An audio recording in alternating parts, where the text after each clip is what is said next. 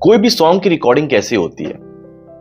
पहले तो मूवी बनती है, इस मूवी के अंदर एक सॉन्ग, काफी सारे सॉन्ग्स को डाले जाते हैं और हर सॉन्ग्स के पीछे एक इमोशन होता है, एक कहानी होता है और उसी कहानी के ऊपर लिरिसिस्ट जो होते हैं वो उस सॉन्ग के शब्द लिखते हैं।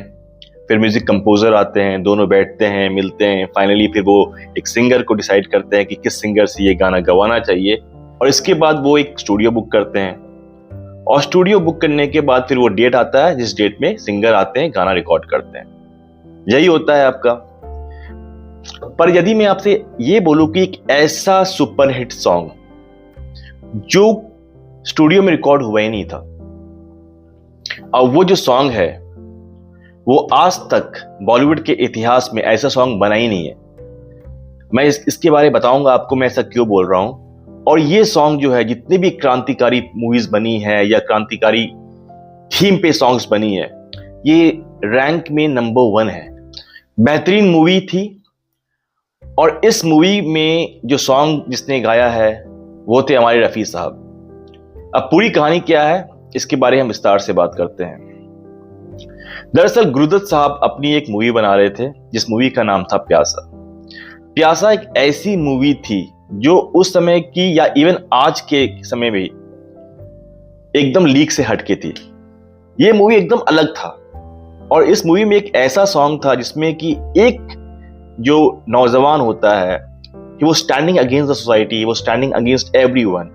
उसको शिकायत था कि देश में इतना भ्रष्टाचार क्यों है, इतना क्यों चारों तरफ आपका स्कैम स्कैंडल्स हो रहे हैं। और इस गाना को जिसने लिखा था वो थे मशहूर लिरिसिस्ट साहिर लुधियानवी साहब और इसके जो म्यूजिक डायरेक्टर थे वो थे एसडी बर्मन।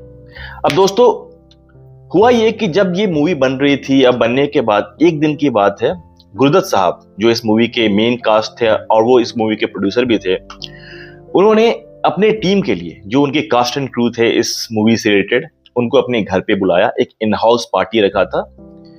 और इसी पार्टी में उन्होंने ये भी प्लान किया था कि पार्टी अगर हो ही रही है तो फिर क्यों ना मैं एसडी बर्मन साहब को या साहिर लुधियानवी को या फिर रफी साहब भी साथ में, सब लोग रहेंगे, सब लोग तीनों, तो उसी समय हम लोग ये गाना भी सुन लेंगे। जबकि उस समय वो गाना जो है वो बन रहा था, मतलब कि फाइनल टच में नहीं हुआ था। तो उनको लगा ठीक है पार्टी भी चलती रहेगी, साथ में हम लोग भी वही रहेंगे, तो हम लोग फाइनल जो सॉन्ग है उसको भी हम लोग कंपोज कर देंगे। अब इस पार्टी में जो पार्टी होने वाला था, इस पार्टी में जो मेन जो आपके थे, वैसे तो तीनों मेन थे आपके, रफी साहब, साहिर लुधियानवी और आपके एसडी बर्मन साहब, पर एसडी बर्मन ही उस पार्टी में नहीं आए थे। मूवी का डेट सामने आ रहा था और गुरुदत्त चाह रहे थे एक ऐसा एंगेजिंग सॉन्ग मूवी का बैकबोन बने।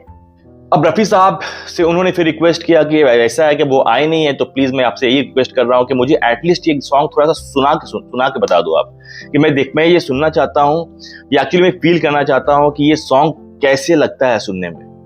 अब रफी साहब जो थे उन्होंने बोला कि गुरुदत्त साहब ऐसा है कि मैं आपको गाना तो सुना दूं, पर ये गाना मैं अगर सुना भी दूंगा तो एकदम रॉ गाना होगा, क्योंकि बिना म्यूजिक का आप गाना सुनोगे तो आपको फील ही नहीं होगा कि ये गाना का क्या मेलोडी है इस गाना में।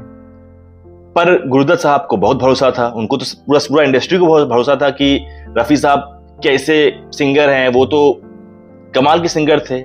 और सबसे पहली बात मैं आपको ये बता दूं कि ये जो सॉन्ग जो है, इसके जो गीत जो हैं, वो ऐसा नहीं है कि साहिर जी ने इस गीत को पहले ही लिख दिया था, क्योंकि काफी कम लोग जानते हैं कि साहिर जी लुधियानवी जो थे वो एक पोएट भी थे, वो कवि थे। तो उनका एक पर्सनल एल्बम हुआ करता था, इसी एल्बम का ये आगे जाके ये गीत बना। तो जब रफी साहब ने ये गाना गाया, तो आपको ये बताऊंगा कि ये रफी के साहब ने जब ये गाना गाया तो ये गाना था विदाउट एनी म्यूजिक। कहां पर? गुरुदत्त के घर पे। और इसके बाद फिर जब ये गाना रफी साहब ने गाना को गुनगुनाया और एक ही फ्लो में उन्होंने गाना गाया, क्योंकि ऑब्वियसली बात है रिकॉर्डिंग स्टूडियो तो था नहीं, गुरुदत्त के रिक्वेस्ट पे उन्होंने गाना शुरू किया था। तो जब उन्होंने गाया और गाने के बाद फिर क्या हुआ था कि there was a pin drop silence in the entire hall. खासकर गुरुदत्त जो थे उनको लगा कि यार कि मैं तो बस सोच रहा था कि एक मुझे क्लैरिटी मिल जाएगा कि ये सॉन्ग सुनने में कैसा लगता है, पर इसके बाद फिर जब गुरुदत्त साहब ने ये गाना सुना तो आपको हैरान नहीं होगा कि गुरुदत्त साहब ने उस दिन क्या बोला रफी साहब को। उन्होंने बोला कि रफी साहब अब आपको स्टूडियो में आने की जरूरत नहीं है। रफी साहब ने बोला कि ऐसा क्या हो गया, मैंने क्या कर दिया अब? तो गुरुदत्त जी बोलते हैं कि ये सॉन्ग आपने जैसा गाया है, हम same to same without editing anything, हम इसको ऐसे ही हम लोग मूवी में डाल देंगे।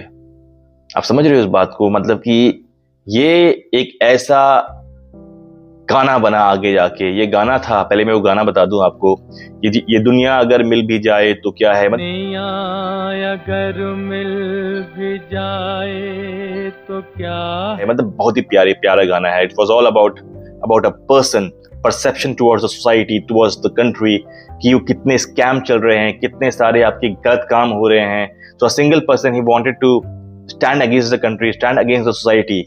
और इसके बाद ये प्यारा सा आपका जो गाना बना, वो भी विदाउट म्यूजिक और जैसा था, विदाउट एनी फिल्टर, एकदम रॉ गाना, जिसके लिए रफी साहब जाने जाते थे, वो गाना एज इट इज मूवी में डाल दिया गया। कुछ चेंजेस ऑब्वियसली किए गए क्योंकि एस डी बर्मन जो थे वो ऑब्वियसली कुछ चेंजेस उनको करना ही था, वो म्यूजिक डायरेक्टर थे। लेकिन अगर आप लोग ने ये गाना सुना है तो दोबारा से सुनो और आप लोग खुद बोलोगे कि जिस तरह ये गाना रफी साहब ने गाया है, आपको साफ पता चल जाएगा कि इसमें कोई ज्यादा म्यूजिक का जरूरत नहीं था इसमें। तो दोस्तों, ये थी एक कहानी जो मुझे लगा मैं आपसे शेयर करूं। ये सॉन्ग का कोई शेड्यूल नहीं था, एक टाइमिंग नहीं था। गुरुदत्त के दिमाग में बस एक चीज था कि चलो पार्टी हो ही रही है, और अगर सब लोग हैं ही, उनकी टीम है ही, अगर लिरिसिस्ट हैं, अगर म्यूजिक डायरेक्टर है, अगर सिंगर हैं, तो हम लोग सब लोग मिलकर ही हम लोग सॉन्ग का एक छोटा सा ट्रायल ले लेते हैं। और अगर कुछ अगर इम्प्रोवाइज करने का जरूरत पड़ेगा तो हम लोग उस चीज को हम लोग स्टूडियो में हम लोग ठीक कर लेंगे। पर ऐसा हुआ नहीं। एक टेक में रफी साहब ने ये गाना गाया और ये सॉन्ग बन गई थी उस मूवी की हाईलाइट। और आज भी आप लोग सच बताना, ऐसा सॉन्ग आप लोग कितने भी सॉन्ग सुने होंगे, ऐसा सॉन्ग आपको लगता है दोबारा गाना ये सॉन्ग बन सकता है? मुझे लगता है नहीं बन सकता है।